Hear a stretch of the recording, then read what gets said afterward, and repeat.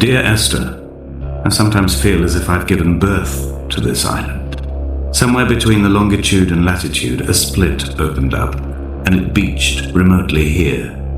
No matter how hard I correlate, it remains a singularity, an alpha point in my life that refuses all hypothesis. I return each time leaving fresh markers that I hope, in the full glare of my hopelessness, will have blossomed into fresh insight in the interim. Donnelly reported the legend of the hermit, a holy man who sought solitude in its most pure form. Allegedly, he rode here from the mainland in a boat without a bottom, so all the creatures of the sea could rise at night to converse with him. How disappointed he must have been with their chatter. Perhaps now, when all that haunts the ocean is the rubbish dumped from the tankers, he'd find more peace.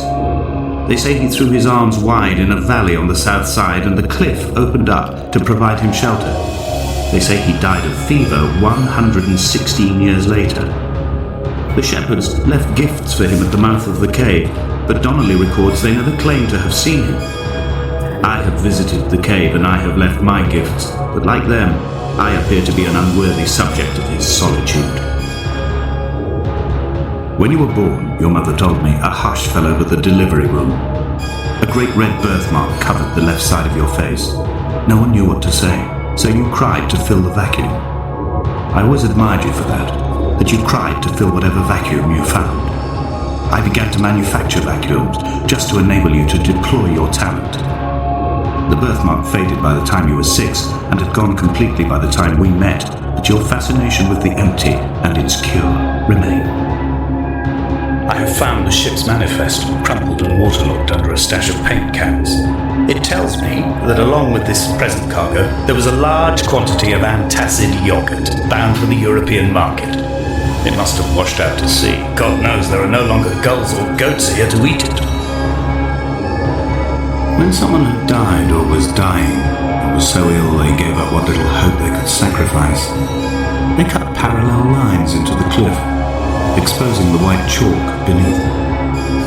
You could see them from the mainland or the fishing boats, and note to send aid or impose a cordon of protection, and wait a generation until whatever pestilence stalked the cliff paths died along with its hosts. My lines are just for this: to keep any would-be rescuers at bay. The infection is not simply of the flesh. The mount is clearly the focal point of this landscape. It almost appears so well placed as to be artificial. I find myself easily slipping into the delusional state of ascribing purpose, deliberate motive to everything here. Was this island formed during the moment of impact? When we were torn loose from our moorings, and the seatbelts cut motorway lanes into our chests and shoulders, did it first break surface then? I've begun to wonder if Donnelly's voyage here was as prosaic as it was presented. How disappointed not to have found the bones of the holy man. No wonder he hated the inhabitants so. To him they must have seemed like barnacles mindlessly clinging to a mercy seat. Why cling so hard to the rock? Because it is the only thing that stops us from sliding into the ocean, into oblivion. I find myself increasingly unable to find that point where the hermit ends and Paul and I begin. We are woven into a sodden blanket, stuffed into the bottom of a boat to stop the leak and hold back the ocean. My neck aches from staring up at the aerial. It mirrors the dull throb in my gut where I am sure I've begun to form another stone. In my dreams, it forms into a perfect representation of Lot's wife, head over her shoulder, staring along the motorway at the approaching traffic in a vacuum of fatalistic calm.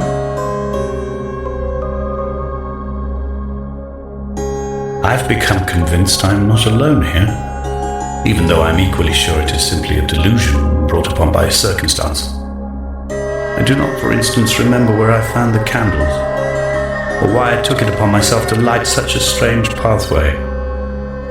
Perhaps it is only for those who are bound to follow.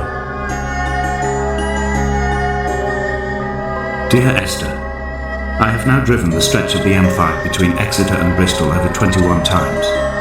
But although I have all the reports and all the witnesses, and have cross-referenced them within a millimetre using my ordnance survey maps, I simply cannot find the location. You'd think there would be marks to serve as some evidence. It's somewhere between the turn-off for Sanford and the welcome brake services. But although I can always see it in my rear-view mirror, I have as yet been unable to pull ashore.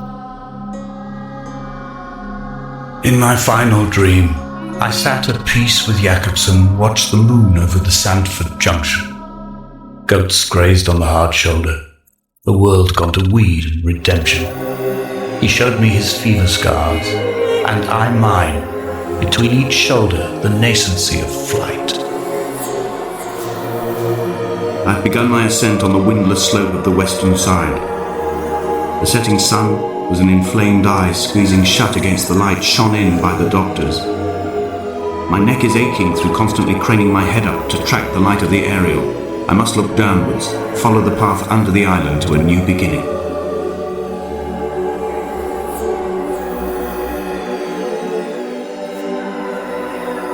Climbing down to the caves, I slipped and fell and have injured my leg. I think the femur is broken. It is clearly infected.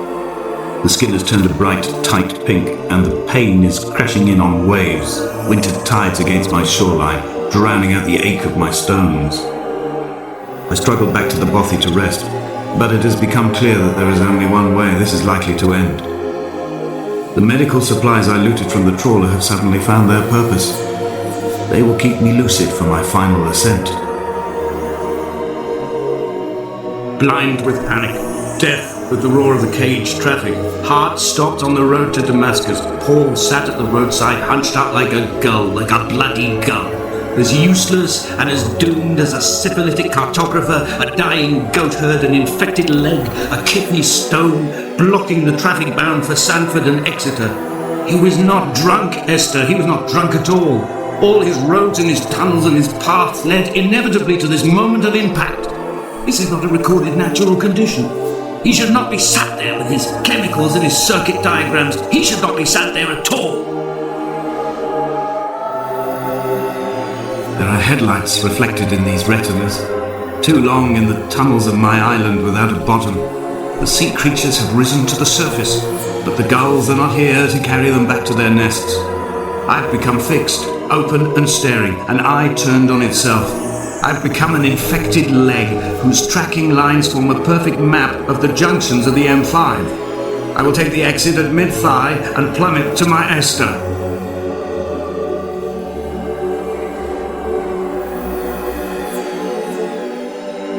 I am the Ariel. In my passing, I will send news to each and every star.